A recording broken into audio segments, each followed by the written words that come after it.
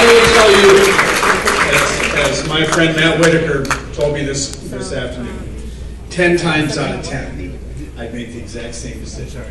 I'd go to bat for Rick Perry whenever he calls me, under any circumstances. So I am very proud. I am very proud. Here is my friend, a man I think is going to be the next president of the United States, and his great family, Governor Rick Perry.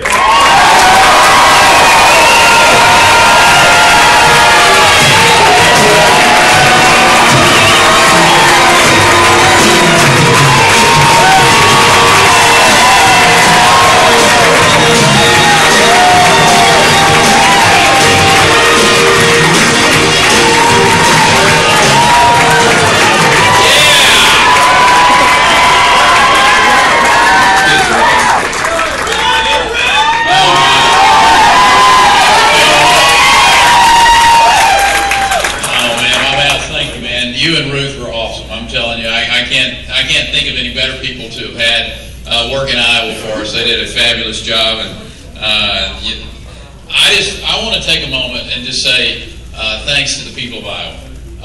They welcomed us into their homes, and these were communities that reminded Anita and I so much of places that where we grew up, and where I, as an agriculture commissioner, traveled across the state of Texas. And I got to tell you, Cliff, this so much reminded me of that race back in 1990 when we traveled across the state of Texas.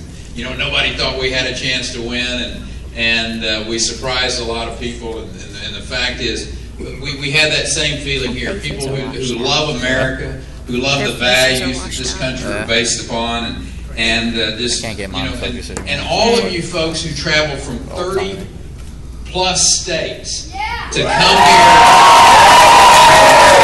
to work in the Caucus and to put up signs. I want to share with you just a letter that was handed to me earlier, and this was like, he said, "Words cannot express how thankful I am for being able to serve you this past week. My name is Colt Smith." My name is Colt Smith. He said, "I'm 24 years old. I just graduated from Tarleton State University. Lives in Philly, Texas."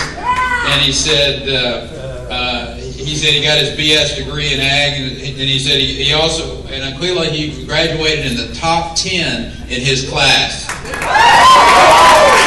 of 13, just like I did. And he said, "I drove here." He said, "I broke down in Kansas." He said, "I spent $2,000 to get it fixed." He said, "Well, I got a loan, but still made it." He said, "This has been the best experience of my life." He said, "Today I saw you for the first time in Perry, Iowa." And he said, "I know you were a good man, but I never realized what a great man you were."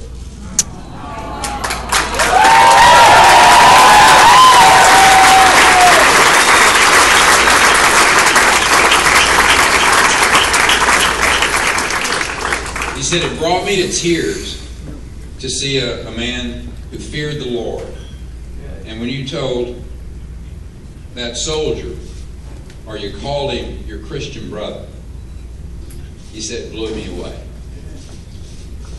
He said, "I want so much for me to know that," he said, I want you to know that I got to know your son, and I got to meet your wife, Anita. Your family is wonderful. I've enjoyed my visits with your staff along the way. Ray Sullivan and Joe Alball, they are great people. Basically, I want you to know you matter and are making a difference. I visited 1,000 homes today, and you matter to them also. This has to be the greatest honor of my life. And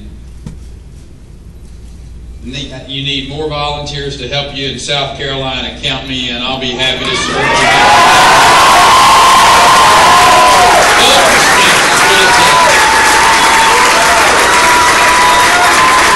I wanted to read that to you. And he PS'd it by saying, sorry about rambling so much, but he said, I've been out, it's 1:30 in the morning, I've been out putting out signs, 400 signs. That's what it's all about, folks. That is what this has all been about. And I just want to say thank you to everyone who's come and volunteered and worked and made the most incredible experience for myself and for the woman that I've been so blessed to have had by my side all these many years. For 30 years.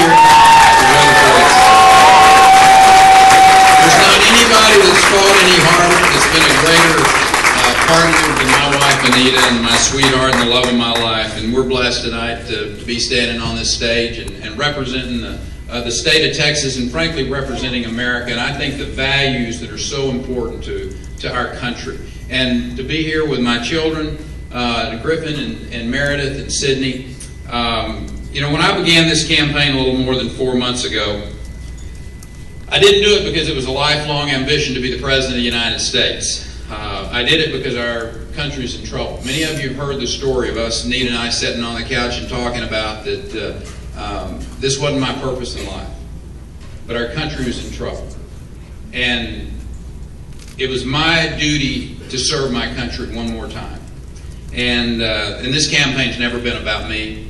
It's about a movement of Americans who see our country that's really not on the track that most of us want it to be on. $15 trillion of debt, some 50 million Americans that are on food stamps, 13 million of us, 13 million of our fellow citizens that are out of work.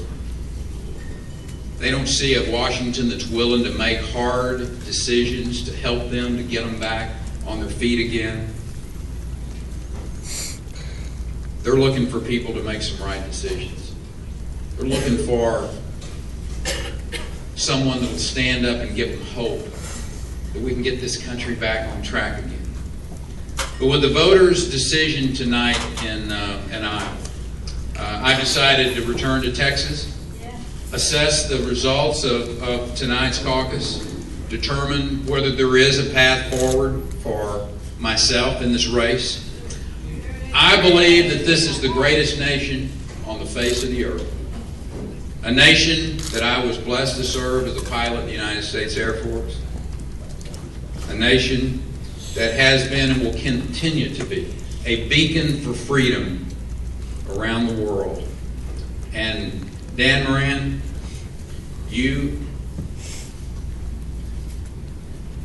Marines like yourself, soldiers that are serving still today, and airmen, sailors around the world, you made every minute of this worth it for ourselves. And with a little prayer and reflection, I'm going to decide the best path forward. But I want to tell you, there has been no greater joy in my life than to be able to share with the people of Iowa and of this country that there is a model to take this country forward, and it is in the great state of Texas. God bless you.